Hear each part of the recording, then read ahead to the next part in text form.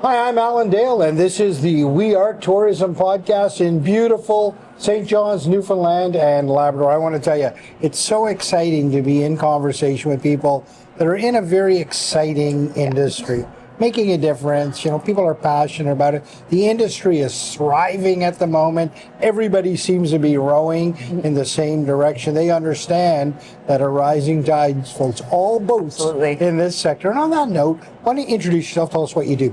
So my name is Marieke, and I am co-owner of the Artisan Inn and Vacation Homes and Twine Loft Dining in beautiful Trinity, Newfoundland. And we've been members of Hospitality Newfoundland and part of the tourism industry since the early 1990s. So our business started kind of on the tail of the collapse of the cod fishery, actually. Okay. So we're going into over 30 years in operation.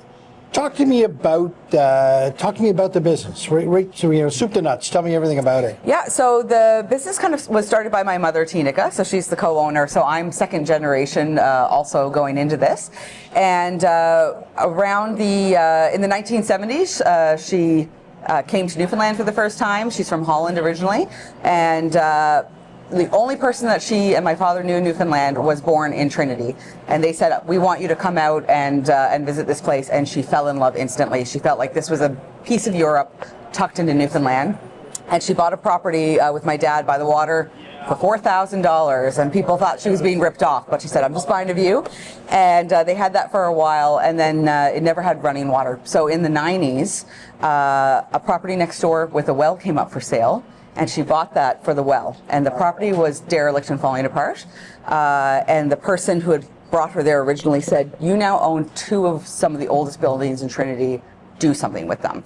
And it was just as the cod fishery collapsed. Trinity was a boat building town. People were losing their jobs. And with the help of funders, both provincially and nationally, she decided to turn that into a 2-bedroom bed and breakfast. And the idea was a living heritage. It was restored back to the 1840s style. Preserve that instead of tearing something down, and this was in rough shape. She did that, and then over the past 30 years it's grown to include more houses. We manage some vacation homes we've had over 30 sets of guest buyer built property after visiting us, and then we also added a restaurant, which is a twine loft built right over the water. Wow. Yeah. And it's such a beautiful location there. Tell me a little bit about the restaurant. What kind of food and what kind of cuisine are you doing? Yeah, so we do set menu meals. We have a very small kitchen, so we have to kind of base it on a bit more of a controlled environment. You can't just walk in and order anything you want. It's 2 household ovens. We have local people that are working there in the kitchen as well. So we do the set menu meal. People actually pre-order ahead of time, but we like to focus on fresh ingredients, slow cooking.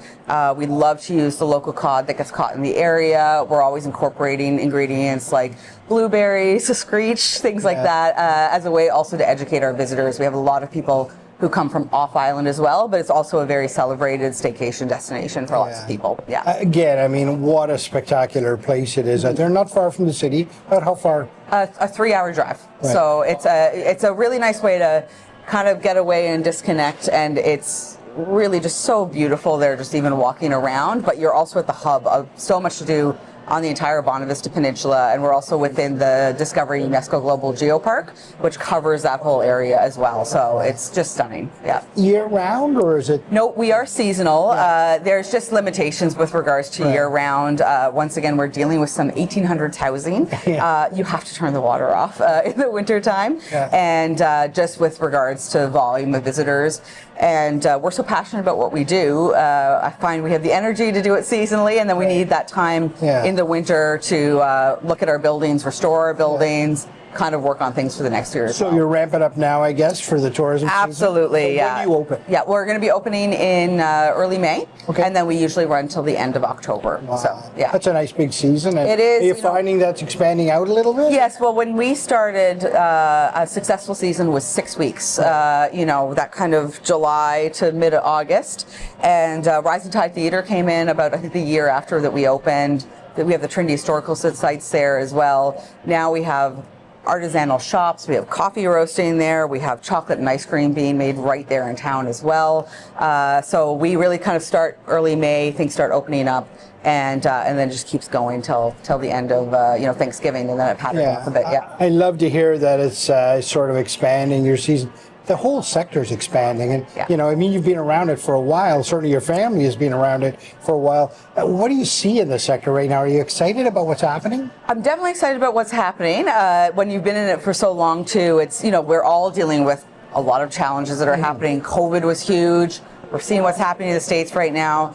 I think having the longevity in the industry, though, allows me to know not only will we get through it, but whenever something challenging happens now, I'm always like, oh, I'm excited to see how we're going to be better off because of what we learned from all this, because of these challenges. So, I mean, Trinity started as a tourism destination in response to the collapse of a cod fishery. We thought that was the worst thing that could ever happen. We had Hurricane Igor. We had even one of our restaurant we started after a tornado ripped through town. I mean, no one hears about that in Newfoundland. Put a hole in the side of the building, and my mom said, okay, time to fix this up. And so I would say we're always kind of reacting and adapting to some disasters, but they give us some really good chances to kind of be reborn into something bigger. Yeah. And what I'm seeing is a lot of that new generation of people that are wanting to come and live that rural Newfoundland life, start a business. They really have recognized what's so great about this lifestyle. It's not just a place to visit.